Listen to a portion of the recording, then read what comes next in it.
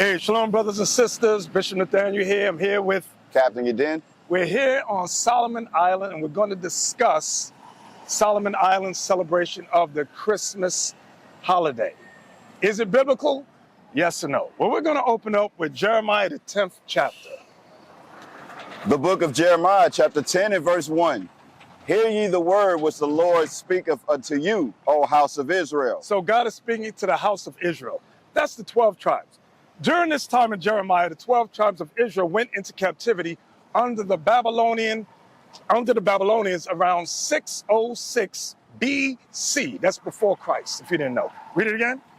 Hear ye the word which the Lord speaketh unto you, O house of Israel. So remember, we're discussing Christmas. Here in Solomon Island, they all celebrate Christmas, but nobody has a Bible verse to prove Christmas. Go ahead. Thus saith the Lord, learn not the way of the heathen. Learn not the way of the heathen. The word heathen translates to nations. During that time, God was telling the 12 tribes of Israel, don't learn the way of the nations. At that time, it was Babylon, the ancient Cushites. Today, the heathen is the Europeans, the Australians, New Zealanders, America. Those are heathen nations, just for example. Read. Learn not the way of the heathen, and be not dismayed at the signs of heaven. Be not dismayed at the signs of heaven means don't be worried about shooting stars, lunar or solar eclipse, blood moons for that matter, things of that nature. God says don't worry about that stuff. Go ahead. For the customs of the people are vain. For the customs of the people are lies. The word vain means lies. So God is telling us not to follow a lying custom. What lying custom is God saying don't follow? Let's read on. For one cutteth a tree out of the forest. For one cuts a tree out of the forest. Now you got to think about it. What celebration here on Solomon Island do they use a tree in celebration? Take a look. God says don't follow this custom. Read again. For the customs of the people are vain. For the customs of the people are lies. Go ahead. For one cutteth a tree out of the forest. One cuts a tree out of the forest. The work of the hands of the workmen with the axe. Because in ancient time, they used to use an axe to cut down the tree. Today, here on Solomon Island, you go to a store and you buy this type of a tree. Go ahead. They deck it with silver and with gold. God says with this lying custom, they decorate it with silver and gold. And if you look closely, they got red balls, red tinsels, silver, gold colors. This is the Christmas decorations. God says, don't follow this. Go ahead. They deck it with silver and with gold. They decorate it with silver and with gold. They fasten it with nails and with hammers that it move not. They fasten it with nails and with hammers that it move not. Today they call it a tree stand. So what are we reading about? The false and evil custom of Christmas recorded in the Bible, and God is telling us not to celebrate it. But there's a problem here in Solomon Island. All our people on Solomon Island celebrate this. Where did they get it from? The Roman Catholic Church, Jehovah's Witness, the Baptist, Episcopalian, what else they got out here? Catholic. The Catholics, I think I said that, Anglican. When the Europeans came to Solomon Island, they taught the people that this was in honor of Jesus. But nobody has a Bible verse. There's no Bible verse that says that. So all our people here on Solomon Island, all of them, celebrate nothing but lies. And then they want to know why God is not blessing them. Because you're following white European colonialist lies. Now the birth of Jesus. When was Jesus Christ born? Here on Solomon Island, throughout Christianity, they say December 25th. Ask any of them what Bible verse says Jesus Christ was born December 25th. And we wait, and nobody has an answer because it's a lie. It's a lie. But does the Bible tell you when Jesus was born? Let's go to Luke chapter 2, and let's start at verse 40. The book of Luke chapter 2 and verse 40. And the child grew and waxed strong in spirit. The child that grew and waxed strong in spirit is Jesus the Christ. Go ahead. Filled with wisdom and the grace of God which was upon him. He was filled with wisdom and the grace of God upon him. Now his parents went to Jerusalem every year at the feast of the Passover. Now we want to pause right there. Every year, Joseph and Mary took Christ, or let me say it again. every year Joseph and Mary went to Jerusalem to celebrate Passover. Go ahead.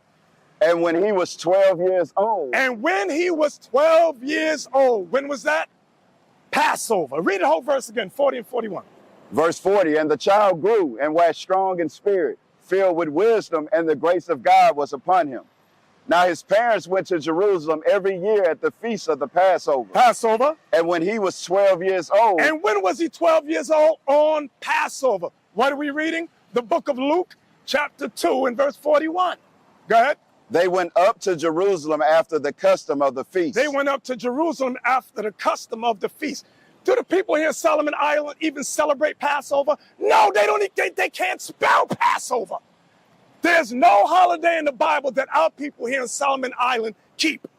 They keep every holiday that the white man told them to keep. Christmas, New Year's Eve, Independence Day, Thanksgiving, birthdays, Easter.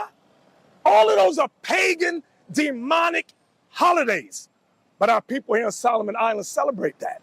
And then they ask, why is God not blessing us? Why are we in the midst of poverty? Because you keep breaking God's commandments. That's why. Watch this. Let me show you something. Get Leviticus 23. There's a list of holidays God said to keep. A list of holidays. Leviticus 23. Just read the holiday names. The book of Leviticus, chapter 23 and verse 4. These are the feasts of the Lord, even holy convocations. These are the feasts of the Lord, even holy convocation. Convocation means gatherings. Go ahead. Which ye shall proclaim in their seasons. Go ahead. And the 14th day of the first month at even is the Lord's Passover. So Passover is mentioned in Leviticus 23. Now you forgot the first one.